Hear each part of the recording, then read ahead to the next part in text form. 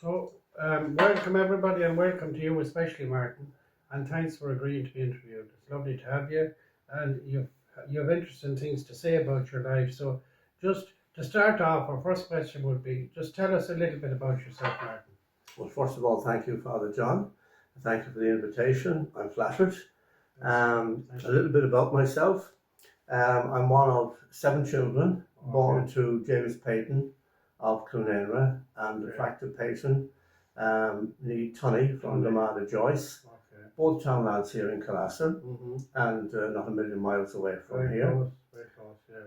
My father was a bricklayer. Indeed, he built the walls of this house Isn't that amazing? that we're in at the moment. That's amazing. Yeah. And he also built the secondary school in Swinford, Manskull Murra of this park. Okay. And there are many other examples of what I would like to think and regard as monuments to his craftsmanship around. Okay. He was a wonderful tradesman. He took wonderful pride in his work. My mother came from a farming background. Although her father didn't do a great deal of farming, he was a timekeeper for the Office of Public Works. Spent a lot of time on his bike, cycling, and to where the work was. And sometimes the work was a good distance from the house, so we'd stay overnight and just return at weekends. And they were a very musical family.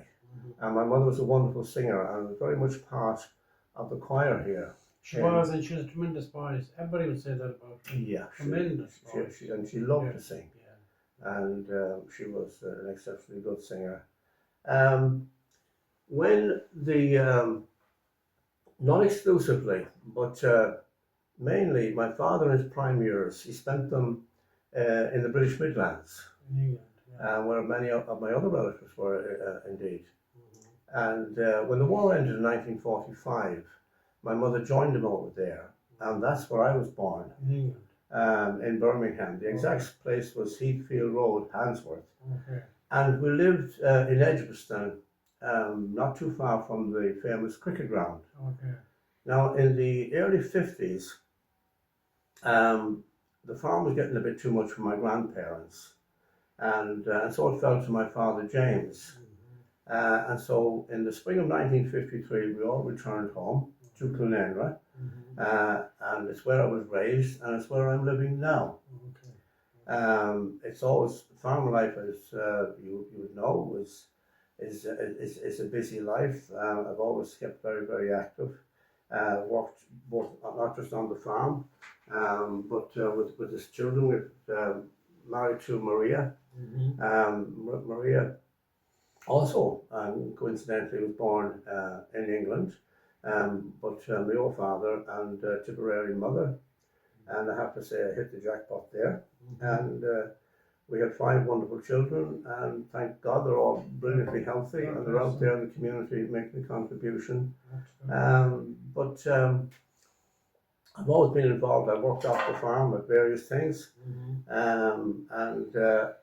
but very much involved in sport. I was lucky enough in 1997. Won an All-Ireland over 40s medal. Could you hold it up closer to the camera just so with that a great bunch of lads. So that was great, and I'm very proud of that. Well done. And I have I take part in Masters Athletics, and that is a selection. I have over 50 national medals and whatnot accumulated. Well done. As the man said in the movie Jaws, I'm going to need a bigger boat, I'm going to need a bigger box. Yeah, but I know. We'll see. So, very, very, very much involved. In my quieter moments, I like to listen to music, and I try my hand at writing, and I like to give poetry a go, and from time to time I sit down and I try and put a poem together, and I brought one along with me today. Lovely.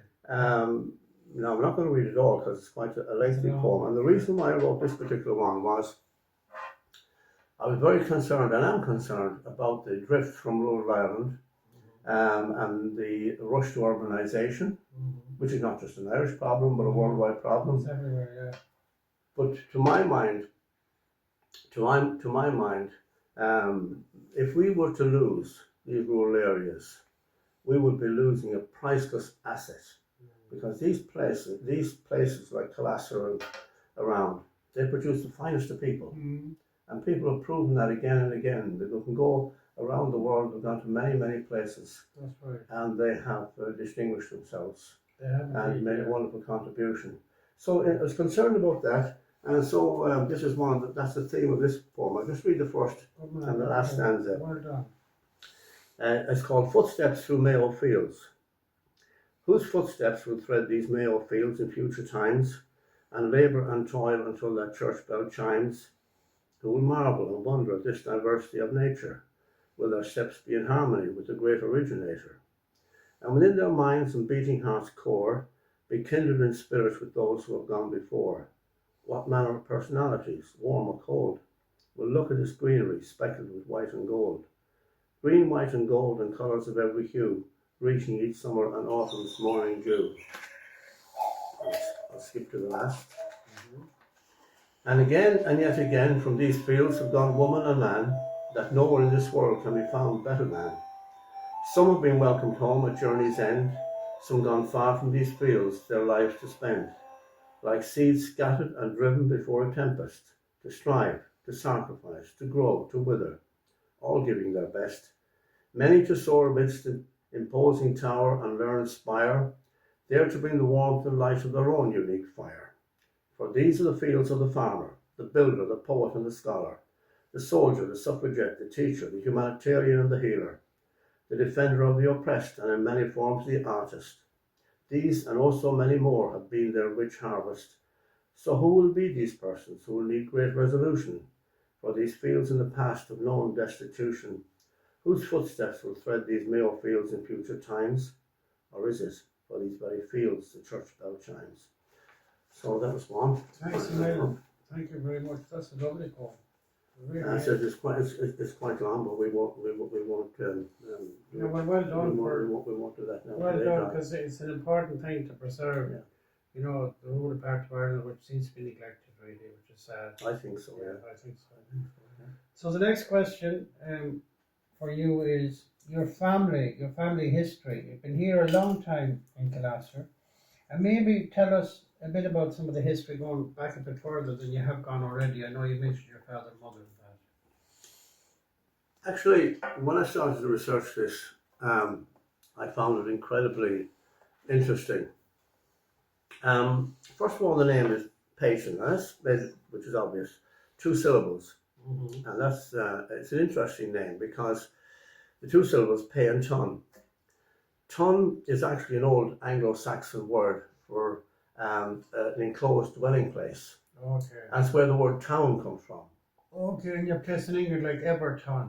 Yeah, like yes, that. and indeed in England today, you have Southampton, Northampton, Wolverhampton, Brighton, Taunton, Preston. We could be here all day. That's where the word ton comes from. Okay. Now, Pey comes from a woman called Pega, and she was the sister of Saint Guthlac, an 8th century hermit. Okay. And she was regarded as a holy woman. She had various cures. And so it's a place name. And Pegaton then became Peyton, was shortened up to Peyton. And so it's a place name. And now the first person to take the name was a grandson of William de Greville, and he came from the Le Havre region in Normandy, France, and he came to England in that great Normandy invasion. 1066 and so on. Right, yeah. And they based themselves in Suffolk. In England, yeah. Now, the name first cropped up here in Ireland with a member of that family called Robert Ufford Peyton. He was the son of John Peyton. And he was dispatched here by Edward I. And the reason why he was sent over was in order to expand Anglo Norman influence in this country. Okay. Now, at that time, most of Ireland had fallen under the influence of the Anglo-Normans, except Connaught. Connaught was the last bastion to hold out. And that was mainly due to the tenacity of the Gaelic chieftains, chiefly the O'Connors. And so during a lull in hostilities and a truce, he took advantage of that and he built Roscommon Castle. And the walls, or part of the walls, are still standing there, and gives you some idea that it was an incredible building. It was a magnificent building in its day. Now, it was occupied for a period of about 400 years, and it had a very violent history. First of all, it was built by John Peyton, or Robert Peyton, and apparently at enormous cost. I think it was the Children's Hospital of its day. It cost £3,500, which was a lot of money back in back in 1271. And so they had it. The Connors eventually took it. Red Hugh O'Donnell had a crack at it, and finally Oliver Cromwell's cannon guns made it almost uninhabitable in 1652, and it hasn't been occupied by anybody since 1700, but it's still there, quite a bit of it. It's been maintained by the Office of Public Works, and if you ever in Roscommon, it's well worth a look at. If you come in from the Tulsk area, and you come to the second roundabout now, because a new one put there recently, the second roundabout, and you take the second exit. It's only a few hundred yards from there. Or if you come in from Ballymoe and go past the racecourse, you go straight through the roundabout. Again, it's close by. So well worth a look. The next person of interest would be Christopher Peyton, and he came to Ireland on foot of the Desmond Rebellions. Now, the Desmond Rebellions was a very dark period in Irish history, Father John, as you would know from your school days. And the reason again why it came about was the attempt by the colonizers, the British, the English, to extend their influence. And they were undermining, in those days, there was a central government, but nobody took an awful lot of notice of it. Irish society was built in the main around the Norman barons and around the Gaelic chieftains. But when there was a move to undermine them, they naturally rebelled. Mainly the Fitzgeralds, the Fitzmaurices, and the other Gaelic chieftains. It was put down with unbelievable savagery by the English. Chief among them was a gentleman by the name, he was no gentleman, Humphrey Gilbert. And it was so bad that when the reports went back to London, Queen Elizabeth I sacked him. And brought him back to, ordered him back to London. But by then, it was too late, the damage was done. It was said that about 1 in 3 people, a third of the population, had either been murdered, starved to death, or having fled the countryside into the urban areas where sanitation was non-existent, they died from disease. And it was into this awful scenario where Christopher Peyton arrived. And the reason he came was to conduct a survey. There was census. He based himself in Limerick. Now, I don't know what kind of a person Christopher Peyton was, but I would hope he was just doing his job and as a professional. I do know he never returned to England, and he died in Dublin 23 years after he first arrived. Now, he had 3 daughters, Thomasine, Cecilia, and Anne. And interestingly enough, Anne married into the Wellesley family in Meath, County Meath, where Arthur Wellesley. So she is the great-grandmother of the Duke of Wellington. The Duke of Wellington, okay. Now, he had a cousin, Thomas Peyton, who based himself in Laheen, in Leitrim. And he was Dean of Tuam Cathedral. And and according to Edward MacLyster, he is our direct line.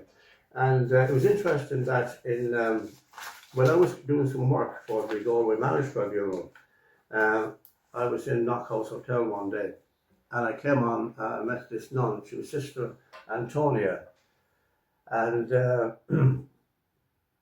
very fine woman. And a few weeks later, she sent me this book, which was put together by Father Liam Kelly.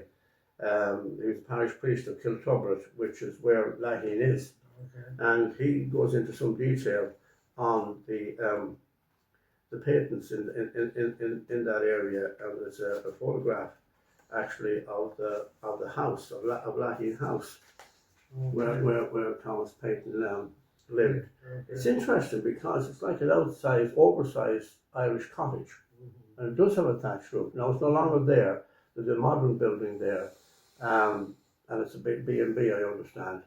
But she actually included a letter. Now, Sister Antonia, she was a sister of Mercy, one of the Sisters of Mercy from the Athlone convent, and she was good enough. She sent me a lovely letter here, and she explained that she actually had a friend who was of the owners at the time, and she actually stayed in Laheen House. So that was that was an interesting thing. Now, then we move on to the 1800s. My great grandfather Patrick, he came to Clunenra.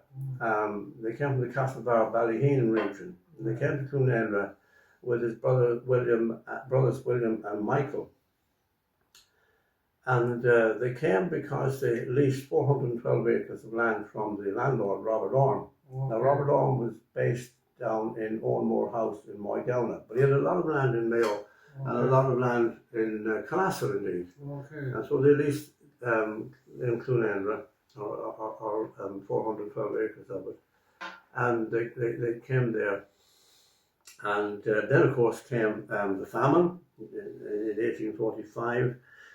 Michael Davitt, Parnell, and the Land Acts. Now, the Land Acts were a mechanism by which were first trialed in England, but to buy out the landlords, where the tenants had access to 100% of a loan to buy out the landlord, and the money was paid back then to the government in the form of annuities over 40, 50 years, very lengthy periods, and so on. And so they came in. The tenants then became into ownership of the property. Now, also then,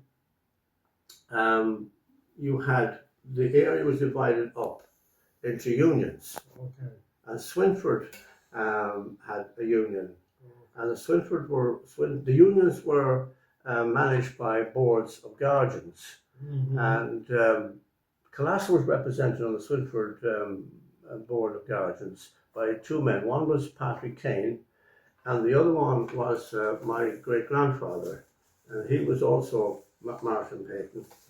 And that's a photograph of him there. He has a magnificent beard. I thought I had a good beard. I'm slightly better up top than he is, but I don't have that beard. And I'll have to let mine grow now. And I don't think it would be all that suitable on me anyway. I don't think it would. I don't think it. But he looks quite well there.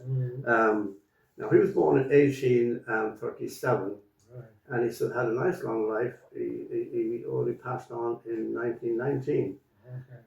So that was my great grandfather. And that's where we are in Clunenra, and that's the family history. Well, that's nice to hear that, because I don't know if every family has that length of history back in time. I don't think so. And now the other thing I want to ask you is memories of your childhood. You would have gone to primary school and secondary school and all kinds of things, and would have mixed and gone around here when you were a child. So some stories or memories of your childhood and all that. Yes, there was certainly a different time back then, was, Father John. Oh, very much so. They were different. I went to Temesh School. I went at the age of 4. A nice long walk for a 4-year-old. It was just shy of 2 miles there in the morning, 2 miles back. Would there be many in your in class the when you were there? No, sorry for interrupting you. At Calassar, in Temesh, believe it or not, there was 90 children going to Temesh School when I was during my time, which was a vast number from a small area. And indeed, I remember my father saying from our small village of Clunenra, at one stage there was 30 children alone leaving Clunenra to go to school. Now the principal was actually a first cousin of my grandmother. She was Cisneri, and she was coming to the end of her, she was elderly at that stage. A lot of the fire, I would have to say, had gone out of her. But she was there, and she was a very kindly lady, and I do remember after she retired, she came back some weeks later. I do have a vivid memory of her wheeling her bike into the schoolyard, laden down with sweets and goodies and all the rest of it. She was a very kindly lady. That was nice. But we had Porrick Gavin came and did a great job there. And then I was very lucky to get Sean McNicholas. I had him for 3 years. And he was before his time, really. And apart from the curriculum, I remember he would bring in those big old tape recorders, you know, the ones with the big windy reels on them. I know them, yeah. And he would play Beethoven, Mozart, Wagner to us, which was very unusual. There was nobody was doing that at the time. Yeah. But he was introducing us to the wider world, which was great. And then the Flag Cole came to Swinford, 1961, and he brought myself and another lad along as sort of messenger boys. And we had no mobile phones, John, and not too many of the other ones, the landlines either. So during the Flag Cole, my role was as a messenger boy, and or maybe directing people around where different events was taking place, and selling programs and all that sort of stuff. And it was a very exciting time. It looked as though the whole world had come to Swinford at the time. The streets were crowded. There was music coming out of every shop front and a lot of the pavements and streets. It was a wonderful time. And I found time, apart from the work that I was doing, I actually entered a singing competition, English song, Irish song, and I have, now I'm not saying that, and I doubt very much if the singing was magnificent, but the certs certainly were. No, they usually done, weren't they? Usually done. Just hold it up near the camera. They were quite impressive. Just a bit closer there, just so people can see. They were quite impressive. Yeah. And as you can see, I've kept them well. And so on.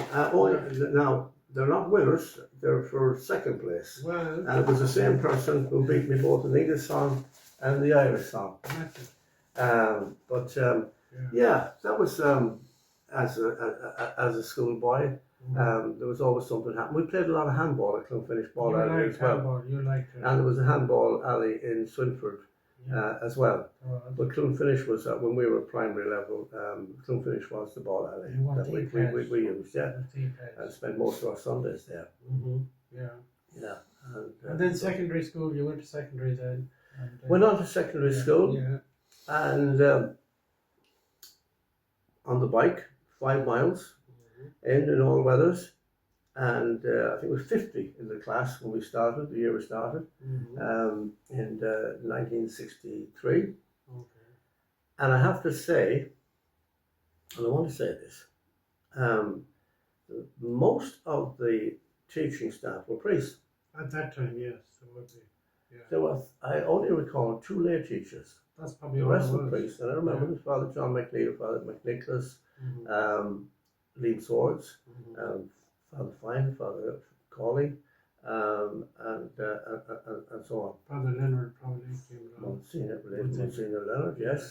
And I have to say this, they were all good men. Every single one of them, they were good men. All they were dedicated to their task, and all they wanted for us was the best job that they could do for us to prepare us for the world, and prepare us for the life we would have after we left the college. At the age of 18 then, shortly after I got my school reports, I went to England. And the reason was, and why I left so suddenly, was my Uncle Martin. Martin is a recurring name in the family. He had Asian family. His eldest was a boy, Frank, and then Frank was followed up by his 7 daughters. And unfortunately, Frank was killed at the age of 28 in a motor crash. And I suppose he thought maybe I would make a poor substitute. I don't know what his thinking was. But he said if I went to England, I could go to school there, continue my studies and so on like that. So I went. But I was there a number of years. But I didn't like the lifestyle. I returned to Dublin and I worked as a storeman for McInerney Builders, Ambrose and Dan McInerney.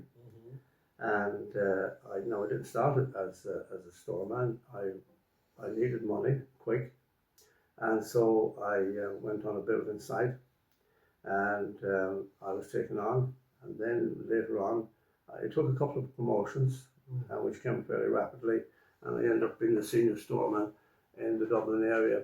But then it came again as time marched on, just as happened with my grandparents. My parents were finding the farm onerous, and it could have been the eldest, Frank, or my younger brother, Henry. But Frank wasn't interested in farming. And Henry applied for the Guards, and that came up for him, and so it fell to me. And so that's how I ended up being home bird and being a farmer. So back in Clonenry. Again, it was 1972. I got married in 1977. Okay. And how did you meet Marie, by the way? Was it at a dance or social event? At a dance in Charlestown. Okay. Like so many other couples. Yeah. At a dance in Charlestown, Central Ballroom. It's a garage now. It is a garage. It's a garage now. And so we met there. And she was working in the post office. She was one of the hello girls, you know.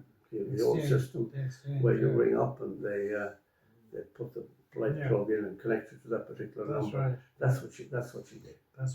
So yeah. Great. Yeah. And you've been involved over the years, Martin, in many community activities, a whole lot of them, and events and community groups and events, and you can tell us about that because you were involved in a lot of that stuff. Yes, I joined my first group that I joined after settling back in the parish. I was secretary of Colossal Group Water Scheme for a 14-year period. Okay. That was a very important thing. Now, I wasn't in at the very, very beginning, of it, yeah. But very soon afterwards, and there was still a lot of development and expansion required, and that was a busy time, but I'm proud of the contribution that I made over that 14-year period. Yeah. And and it was so important at the time, because without running water in the house, as you know, then it was life was very difficult. And I remember from my early days when I would go, because in our house there was so many. But my uncle Tom, who lived in Dromada Joyce, he didn't have any children at the time, and so I spent many a summer there. And the well was about a mile from the house. That's a long way. So when you got your bucket of pail of water, you didn't waste water. Yeah. Of course, there was people collected rainwater and so on like that for washing, for other facilities and so on like that. But the spring water, the drinking water for the tea and whatnot, that came from the well, and so it was hugely important to have running water in the house. It was a big thing. Yeah. So I'm glad I made a contribution there, and I was chairman of the Swinford Agricultural Show for a number of years. For a long time, yeah, that's right. And again, I found that was a tremendous amount of work involved, and it would just eat up your summers. And I was busy enough at the time as it happened, but I remember Maureen Murphy came and she asked me would I take the chair, and they sent the right person, because it's very difficult to say no to Maureen. Maureen had really put in her own shift, you know. She would, yeah. And she would work 25 hours a day. Probably if they sent anybody else, I probably would have said, no, kind of busy, you know, which I was. But as I said, well, you know, so we give it a go. Now, when I became chairperson, the show had been held at Swinford Amenity Park, And we found, unfortunately, that the management of the Swinford Amenity Park was quite a difficult group to deal with, and were placing a great deal of restrictions on us. So we left that after a number of years. But we were lucky, and we got great help and support from Pat Kelly of Swinford Motors. And the Kelly family were wonderful to us. They gave us the P&D business park on the Ballinall Road. And then Brian McNulty gave us his field, which was adjoining, and Eddie O'Hara and Kieran Rowley gave us a field for the car parking, and Tom Campbell gave us the connection from Midwest Radio, and the whole community around there, they wrote in. And it turned out to be a great event. And I actually got the number one army band came and played at it on our first year at the P&D Business Park. So that was, and the people came in the robes. It was a great success. So the hard work paid off, and so on. Now I've also done community games, as I said, because we would release sport. I was always interested in myself. So, and I was always when I was growing up, it's so easy now to access information on training and coaching and all the rest of it from various sporting events, and then it was almost impossible. And but I gained a lot of knowledge over the years, and I was determined that if I had my way, that I would help as many children as possible and introduce them to sport and advise them as best I could. So I did a lot of community games. I did sports camps down here, which was a great success. And one thing I had a lot of help as well from my son Emmett and my daughter Martina would come and do things. So she did taekwondo and so on like that. We did a different sport every day. I was very fearful of letting the children get bored. We never gave them a chance to get bored. And one of the things we're very proud of, that any child that came to the camp on the Monday, we still had them on the Friday. I never lost a single child in all the years. They never lost a single child. They stayed with us throughout. That's an achievement of every kids, camp. you know, it is. And so on. And sometimes the parents would bring children along, and they say, well, they're not Mary or John or whatever, they're not really interested in sport, but you know, see how they go, and just give us a call if things don't work out. But it always did work out. Thank God. Thank God. It always did. And sometimes the child would go over to the car and say, "Mom, Dad, go home. I'm fine." That's great. You know, That's great. and that was good. I enjoyed that. So, what I'm going to say to you is, what would you like to say? Maybe a little bit of advice, or maybe that lovely poem that I just happened to get a glimpse of. I think it's a lovely poem there that you've written. And well, that's the toughest question you have asked me so far, Father John. But what I would say to people, to the viewers, number one, mind your health. That's a very big thing, yeah. Physical and mental. And if you are already in poor health, don't lose your courage. Because you never know when things turn around. That's true. I would say, limit your time on social media, although this will be going out on social media. It is. But social media is a bit of a cesspool. And it provides a platform, not the YouTube channel, which is a fine service, usually, but there are others. And it provides a platform for the vainglorious who want to give a false impression of the wonderful life that they are living. And it might be anything but. And also it provides a platform for those who rushed print without proper research or any particular knowledge of what they're talking about. But worst of all, it provides a platform for those who will lie to you for their own ends. That's right. And manipulate the situation for their own ends. That's true. And so limit your time on it. It's almost impossible to avoid it. And I would also say, keep a balance in your life. Remember, you have a heart as well as a head. That's true. And make time for both of them. And actually, And I started with a poem, and with your permission, Father John, I'll finish with one. Yeah. One of the first ones that I did right. And basically, it's like it's an imaginary conversation between a heart and a head. Because you know how it is.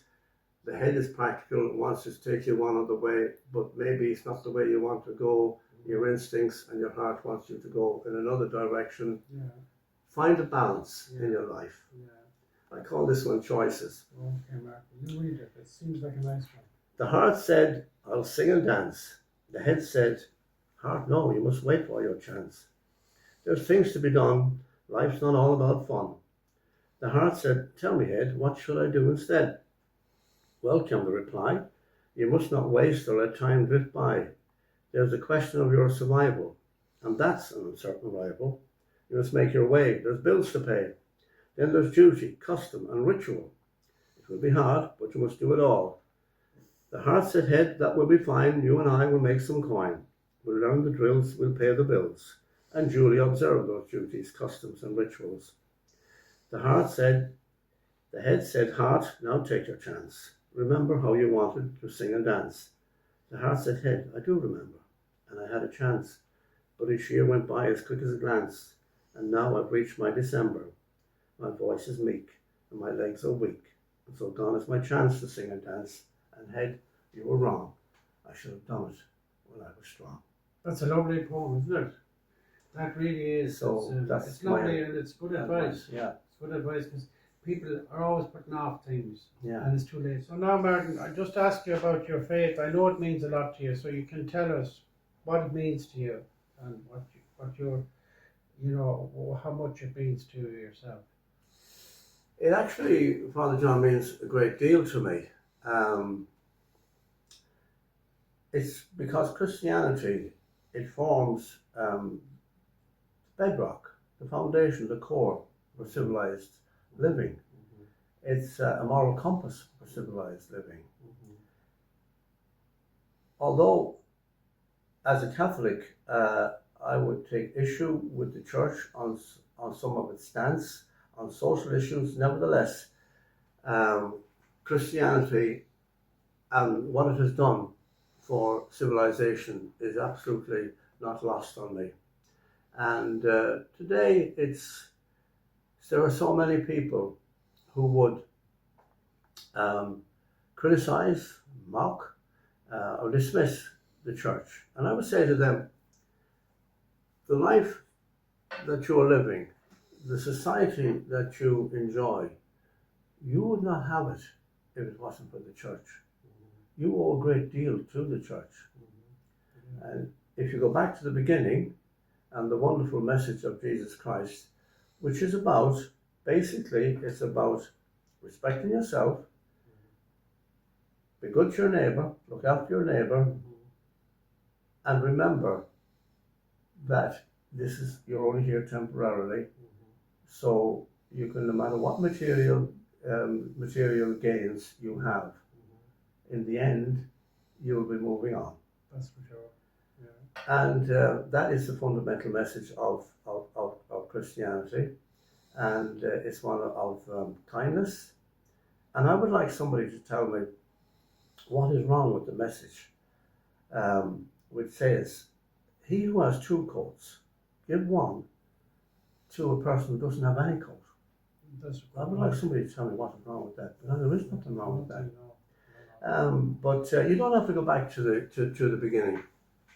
Go back, say, to the 5th century and the collapse of the Roman Empire and the barbarian hordes that swept across Europe at the time. And today we would equate the word barbarian with that of savage. But the thing is, they probably were no more savage than the Romans themselves. Maybe not. Because remember, it was the Romans who built the Colosseums and organized those depraved games. And it was the Romans who came up with crucifixion. The difference was, under the Romans, there was order. Under the barbarians, there was chaos. That's true. And that's where the Church came in. Because the Church really the only people who could read or write were the clergy. The monks and priests, yeah. And they had the technology, they had the skill, they could make paper and ink and so on. And they built these great centres of learning, like Clonmacnoise, to mention one. That's right. And St. Columkill, who went to Iona. And you might think, well, how could he influence things from these lonely outposts? But what they were doing was they were recording events. They were writing stuff down. Yeah. And in the end, it was the community leaders who gravitated towards them. That's the truth. Looking for advice, looking for ways of advancing themselves, That's rather right. than the monks or the religious people going to them. So the monks were the leaders, really. Absolutely, yes. Yeah.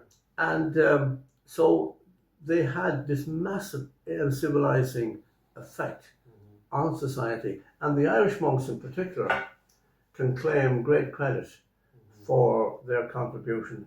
And basically, it would not be too far wrong to say that the Irish monks re-civilized Europe after the collapse of the Roman Empire. Oh, they certainly did. But today, you have so many people who dismiss all that, or would be ignorant of all of that, and not care either way. And you would have humanists, you would have atheists, you would have whatever. But to me, I'm a Christian. I know. And I shout it from the rooftops that I'm a Christian. They're not ashamed of it. Absolutely not ashamed of it. It's good. It's good. I was born into a Catholic household, Yeah. raised in a Catholic household, and that's the way that I'm quite happy to allow it to influence my life and my attitude to the people around me. Well, thanks very much. That's a good answer, and I know you're a good Christian. So, thanks very much.